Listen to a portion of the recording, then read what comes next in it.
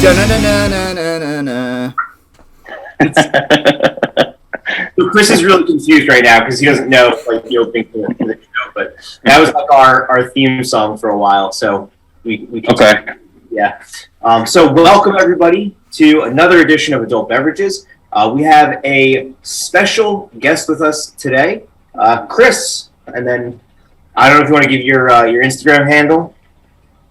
Yeah, so I'm a Jersey Brew Review, or Chris. I'm the solo operator of the page, and I'm just a fellow hobbyist and beer drinker. And I kind of got into all this during the pandemic. So here we are. I've kind of advanced and branched out, but most importantly, I'm excited to be with Adult Beverages TV today. Cool. So you said you got into this during the pandemic? I did. So I kind of got into craft beer on accident, per se. I had a buddy a few years back who he was trying to get a brewing release. He was trying to get Morning Bell, which just dropped to the last 2 weeks or so. So he was trying to get a Morning Bell release, and they were doing it by person, so you had a limited amount that you can get. So he called me up and he's like, "Hey Chris, I need a favor." He's like, "I need you to come wait in line with me at Kane Brewery so I can get some extra bottles of this Morning Bell." I'm like, "What is Morning Bell?" I said, "I got no clue what you're talking about." He's like, "Oh, it's just beer. Don't worry about it." He's like, "But if you stand in line with me," he's like, "I'll give you 2 bottles for free." So I'm like, all right, got nothing better going on. So I went with him. So that was like 2016. So he gives me these bottles of Morning Bell. I try them. I fall in love with them. I'm like, all right. So he's like, there's so much more to craft beer than just the Morning Bell. So I kind of got into it that way. And then, the last few years here and there, I'd buy some, 4 packs of various local, brews, microbrews, stuff like that.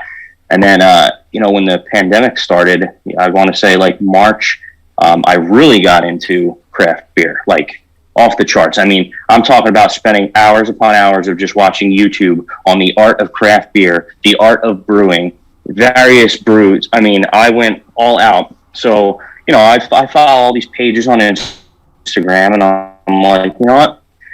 I got nothing better to do. Everyone's quarantined.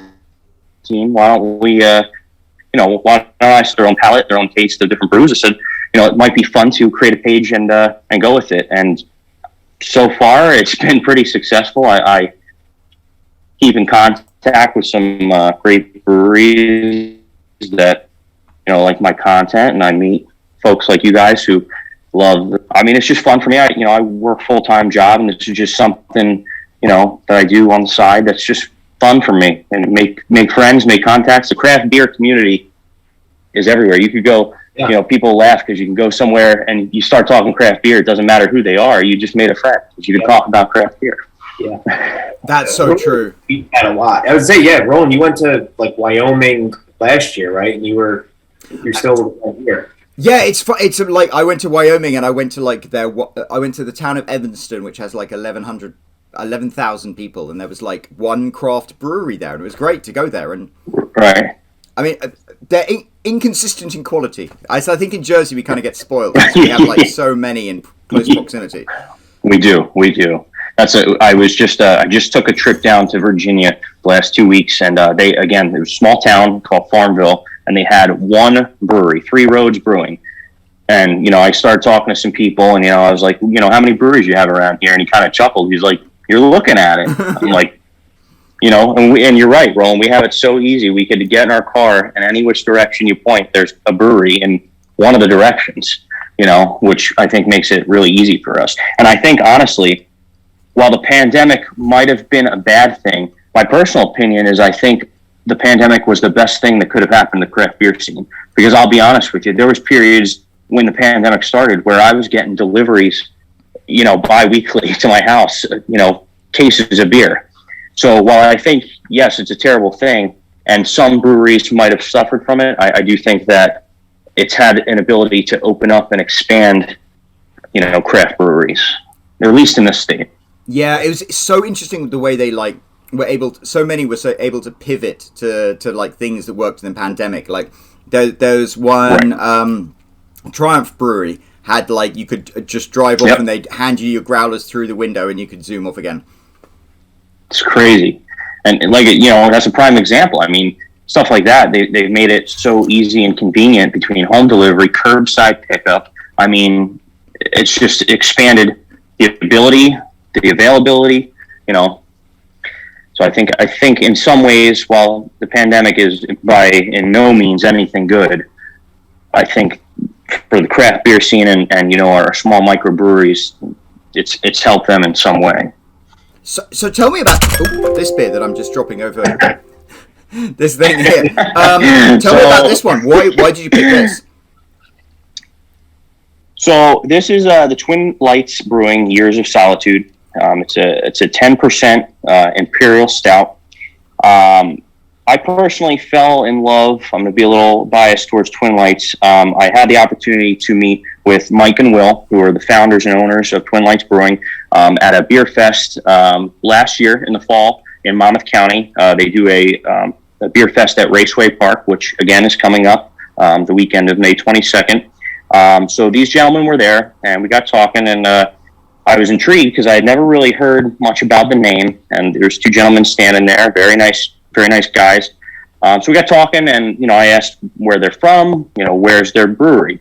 And he looks at me and he kind of chuckled and he said, "We don't have a brewery." And I was like, "We don't have a brewery?" And ended up that these guys, Mike and Will, are gypsies. So they founded Twin Lights Brewing in February of 2016. They started like most brewers, home brewing. They kind of got into the craft and decided, hey, we want to expand this. Unfortunately, they just couldn't come up with the money at the time. Their master plan was going to end up being about $1 million with what they wanted to do, their location, everything like that. And they just couldn't come up with the money. So, but they wanted to continue with the craft. They enjoyed the home brewing. So they started, you know, making brews and getting them put in a distro. And like you guys saw, they put them out for distro at liquor stores, you know, from up north towards where you guys are to down here to the shore. So I just thought that was a really cool story, that just because, you know, they couldn't open up a brewery, they didn't have the funds, it didn't stop them from being successful. Now they have I think they've had 12 or so beers in distro. So I just think it's a crazy cool story. But this particular brew, Imperial Stout. So this stout is a lot of coconut. This is over 100 plus pounds of toasted coconut put into this brew. Wow. It's an awesome brew. I tasted the other night. Yeah, it's crazy. So cacao nibs, the lactose. The other night I did a little taste myself. My personal opinion on my palate, it paired great with a graham cracker. It really pulled that coconut flavor with the graham cracker. And oddly enough, and because they were sitting in front of me, a banana and this beer brew amazing. It pulls the marshmallow. You get that toasted marshmallow with the banana, chocolate, awesome combo. So keep that in mind. But why don't we go ahead and crack this open, because I'm a little eager. I like where your head at. I'm super excited by this. Yeah. Oh, it's a solid brew. So when Bran and I first started doing these, I was a lager lout, so I liked my lager and my pills and stuff. And Brandon kept pushing me to try like stouts and stuff, and I really developed a taste for them. And this is like, this sounds amazing. 100 pounds of coconuts, the cacao nibs, the lactose. Yeah, I don't think you guys are going to be disappointed. I do not think you guys are going to be disappointed. I mean, look at that head. You got a really impressive. Yeah, great color. Very wonderful. Dark. I mean, yeah, on the nose, at least on my nose, I get more of the coffee, the chocolate.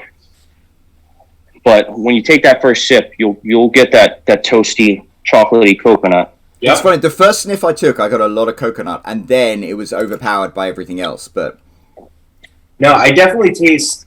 For me, I'm getting the chocolate more. Okay. Yep. Yeah. Ooh, that's good. Roland, what do you got? Yeah.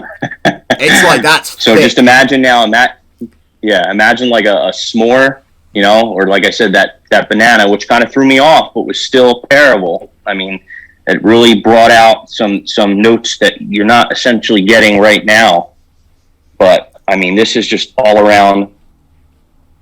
First of all, a smooth stout. Yeah. I love that immediately you were like, all right, here's what food you should eat with this, because that is something that we do every episode. And that's literally like the best thing to do with beer is like, all right, how are you going to pair this what should you drink it with? Because, Right. and I think you'll agree, like, not every beer is for every occasion.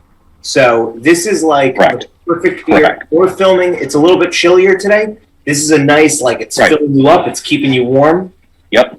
This is good. Reminds me of like that blackberry brandy. You get that low key, that warmth. You know, you have blackberry brandy, it just warms you up.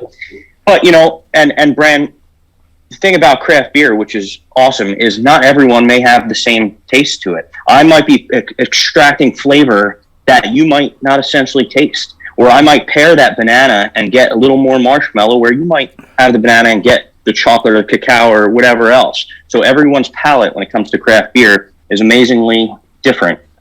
I wholeheartedly agree with that. And you're right with the foods. It's like when you have the graham cracker, it like really made. I was thinking because we've had some really good dark stouts, and it's like like this one especially. You could almost feel the sugar granules kind of with the lactose. Right. And I'll be honest with you, Roland. I was never a stout guy. I was so turned off by the idea of stouts. I had the morning bell. I was like, all right, you know, it was good. I didn't have a problem with it. But then as I started expanding, you know, I'm predominantly a hazy guy. I love hazy. I'm a sucker for a good hazy. But I would say, you know, the more and more I've been expanding my horizons to the stouts, the porters, I mean, this is just, I was thoroughly impressed. And I'm not just saying that because I like Twin Lights. I'm saying that because this is a good brew. I mean, this is, this is just... Yeah, I would say genuinely this is a good brew. I was really afraid that you were going to suggest this, and then we were going to be like, oh man, this is terrible. But no, this is actually... Make sure I taste it first. No. Yeah, no, this was great. This is a really just all-around fantastic beer.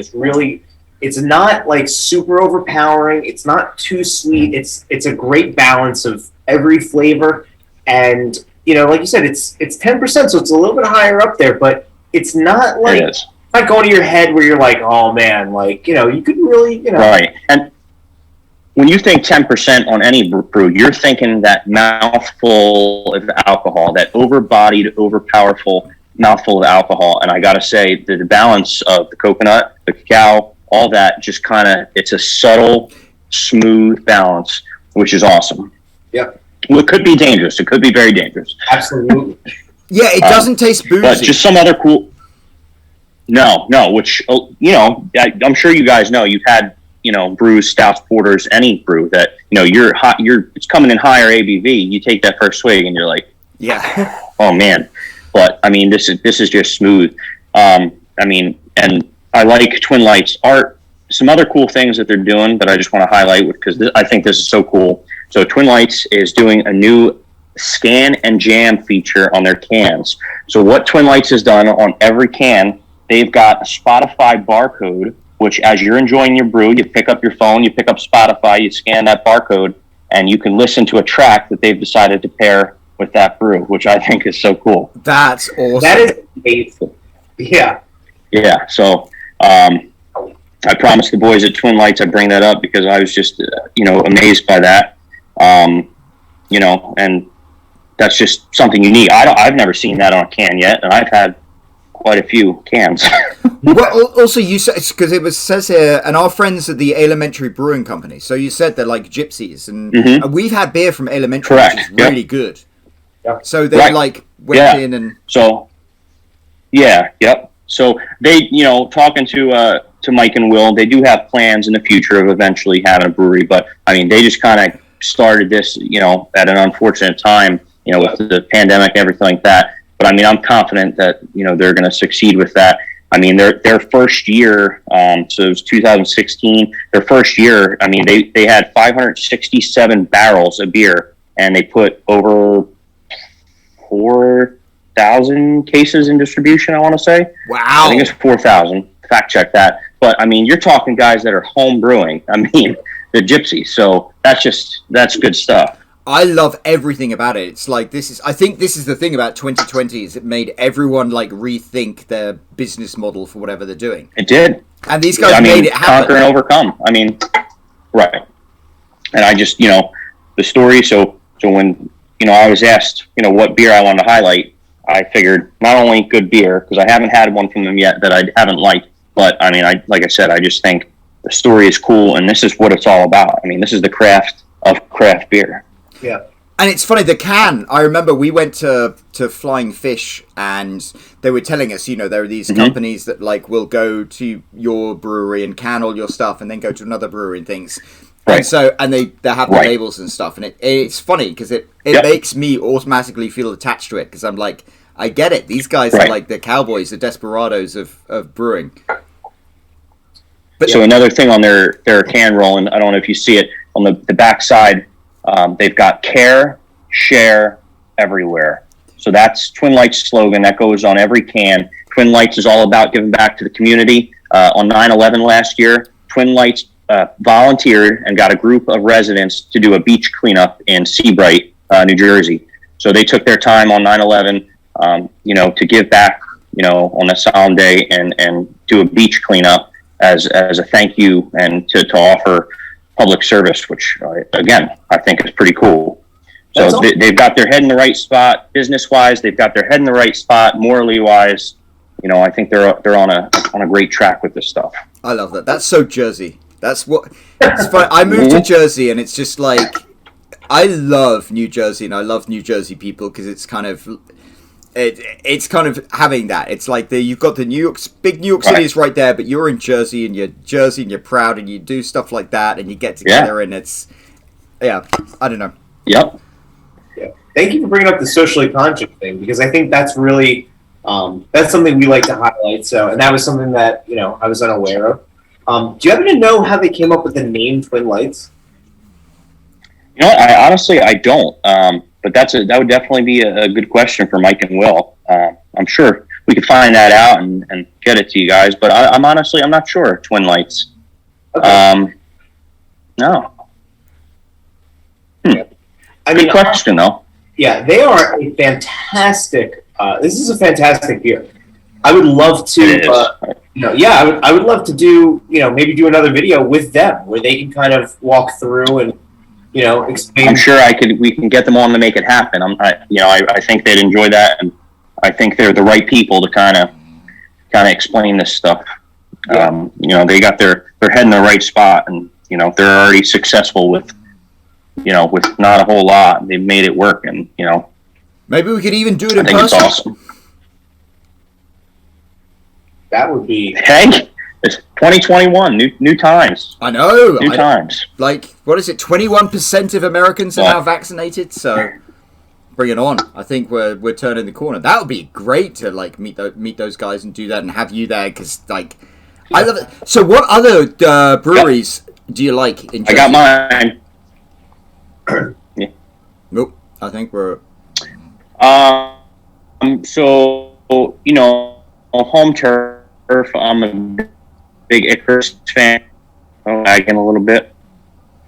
We lose your own. All right, I think he's back. He's back. I'm back. I was kind of getting it. This is the most 2020 video we've done. All of you, stop using so much internet. There he is. Yeah, no, I'm here. You got it. Yeah, I know. Yeah, get it. Homeschoolers, get off. No, we got to talk here. Home turf, I'm a big Icarus fan. Icarus is, only a little bit up the road to me. I'm an Icarus fan. More recently, the last few months, huge on Source. I've been doing mostly every Friday release of Source Brewing, which is in Colts Neck. Another kind of cool story, cool vibe. It's Source Farmhouse Brewery, so their brewery is actually in a old farmhouse. Oh, so wow. I was just there this past week. Just awesome environment, awesome vibe, and so that's a cool one if you guys get a chance to check it out. But I'm open to everything. I'll never say that I'm not going to try craft beer from a certain spot. I'm a huge Untapped guy. I don't know if you guys use the Untapped app. Yep. But I love Untapped to log my stuff and kind of figure out where I've been, where I want to go, see what other people locally are trying out. So I'm all about trying some stuff. I just did a cane pickup. I got their cane Port Omna. So I'm pretty excited to try that tomorrow for St. Patty's Day. Got some Port Omna to try. Now, what are you going to eat? So, You know what I'm gonna eat, Ron. I do know what you're gonna eat, because even corned Bran's beef gonna be ready, cabbage. Yeah. I think everyone should eat it, right? I got some whiskey ready, so looking forward to that.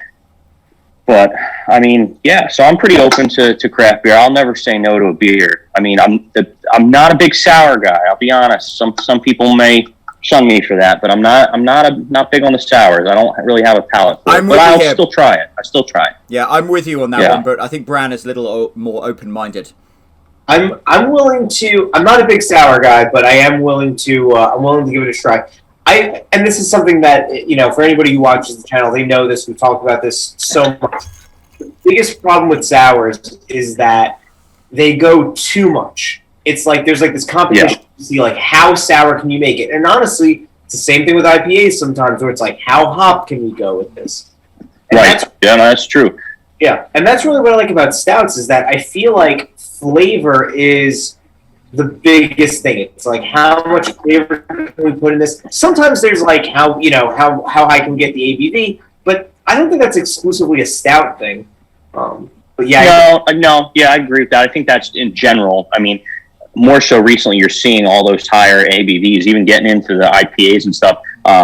Just a few months ago, Icarus had their anniversary and they did a release, and they released. They're known for their yacht juice. And they just released, they had a higher ABV yacht juice, which they did great with it. I mean, they really, just like we talked about this, the alcohol was not overpowering. You think, all right, this is coming in at 12%. You take that first swig, you expect a punch in the mouth, but it wasn't. So, but I think a lot of breweries are, amping up their ABVs, whether that's because they know we've had a stressful year. I don't know. I ain't mad about it. I'm just reeling at the yacht juice is like such an evocative term to me. Juice. I'm like that implies so much. Yeah. It's like you get a big millionaire's yacht that's sitting in like the Hudson Harbor, and it's like this beer is made from the urine they make when they're drinking champagne or something like that. It's yacht juice. Yeah. Sorry, my imagination goes off sometimes. Hey, I like that. That's good. That makes a good businessman, a good entrepreneur. But I gotta say, this beer was fantastic. Chris, we had a fantastic time. You guys enjoyed it. I really hope I had a great time with you guys. We can meet in person, and then listen. I would love to revisit Twin Lights. Do some more beers with them, and have them on and explain exactly what they do, and then the five of us get together and do. I'm sure we can make that happen, and I'd be willing to do this again. So you guys let me know when you want to chit chat some more, and we'll pick another beer to try. Sounds awesome. That sounds fantastic. All right.